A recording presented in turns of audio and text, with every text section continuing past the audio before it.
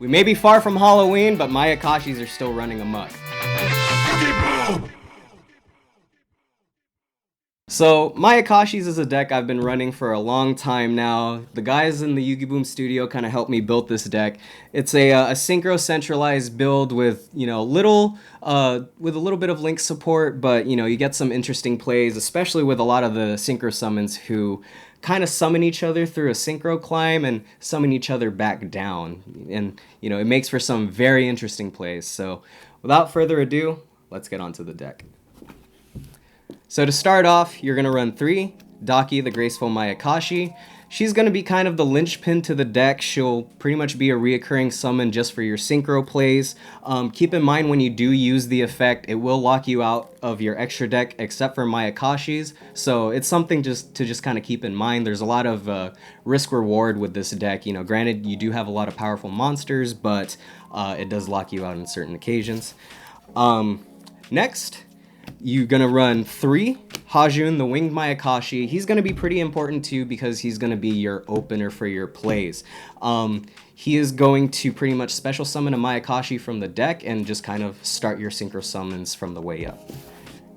And then the last of your Mayakashis are going to run 3, Yuki Musume. She's going to be your play extender, pretty much allowing herself to summon from the hand or the graveyard and allowing you to dump a zombie monster from the deck to the graveyard, which is very excellent if you're trying to get the Mezukis into the graveyard. So, really good card to have. And then I also run generic zombies. I don't necessarily run a whole zombie engine, just the necessary zombie monsters because, they still kind of complement the deck. So, you're going to run 3 Mezuki, 3 Shiranui Solitaire, and 3 Unizombie.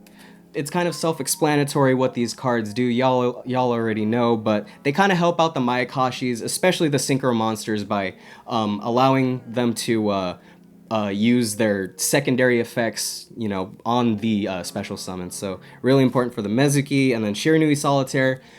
Instead of a Unizombie, in certain cases, you're able to bring out the Daki, so that's pretty nifty as well. And then finally, just for added support, you run 2 Ash Blossoms because, the meta is just kind of mean like that. And then moving on to spells, you run 3 Mayakashi Return. This is going to be a pretty interesting card to have in your hand to, just help you extend your plays if you do run into this one. Otherwise, if you don't have any other plays, this is definitely necessary to have into the hand. It'll allow you to take a Mayakashi from your deck and bring it into your hand or send it to the graveyard. So you kind of have options there, whether you want a Foolish Burial or you just want to just populate your hand with good cards.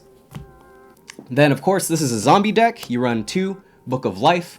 Book of Life, of course, you already know what it does, but it's kind of necessary to bring out the extra summons for the Mayakashis, so really good to have. Then you run 2 Burial from a Different Dimension. You're going to be banishing a lot for cost, so, this will come in handy in later turns. You're going to run 2 Twin Twisters. It's pretty much self-explanatory. With a zombie deck, you sometimes want to pitch from your hands, so, and also just a little bit of field control, just something that this deck is kind of lacking. You run 2 Called by the Graves, just extra defense because you do want your Mayakashis to, your Mayakashi effects to work, and it only takes 1 Ash Blossom to just ruin the whole strategy, so it's really important to have these on standby. So for one-ofs, of course, I have 1 Monster Reborn, 1 Dark Hole, 1 Raigeki, 1 Foolish Burial, 1 Reasoning, and 1 for 1. Of course, these are all kind of necessary. Foolish Burial just to pitch monsters.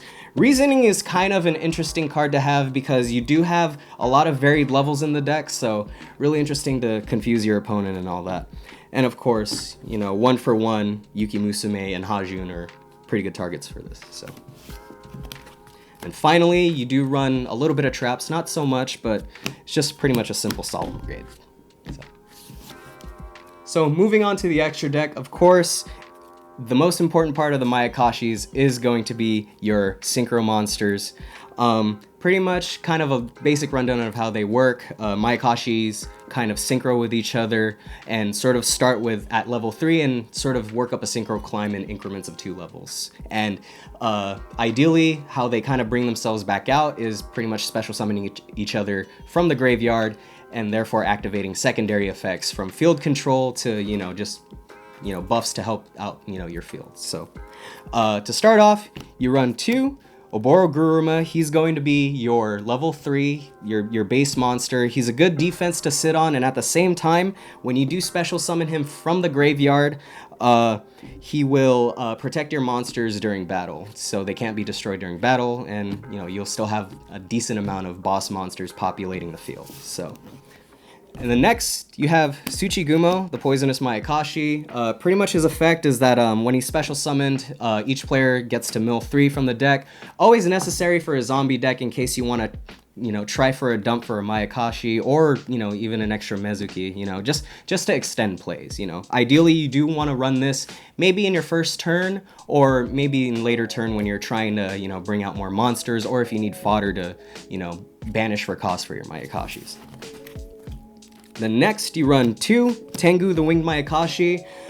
He's going to be your field control for spells. So, and plus he's a 26 beater, pretty decent to have on the field. And then, speaking of beaters, you're gonna run a little bit more. You run 2 Yoko, the Graceful Mayakashi. So he's of course gonna be a your level 9, 2900 beater, and then she's also field control as well, kind of the opposite to Tengu, except she pops monsters as opposed to spells. So, good field control on both ends. And then the strongest boss monster of them all, 2 Gasha Dokuro, the Skeletal Mayakashi. Pretty much when he's special summoned, he's unaffected by card effects for the turn, so really mean boss monster to have on the field. Not a lot of people can go over him. Well, you can, but they'd have to really try. So. And then for the Link monster, I run 2 Yuki Onna. Pretty much she's your last of the Mayakashi climb, but she will bring out your Mayakashi's sort of the climb back down if she is destroyed by battle or card effect. She is also protected by synchro monsters if she's pointing to them, and also if any synchro monster at all is destroyed while she's pointing to them, she can target any monster on the field and half their attack. So pretty nifty to have, but the only drawback is of course a target. Nowadays the meta can kind of go over that. I do run a little bit of generic support, just 3 cards, because you do run 2 copies of the Mayakashis each. That already takes up 12 slots. So just to fill up the rest of the 15, you run 1 Sai Framelord Omega.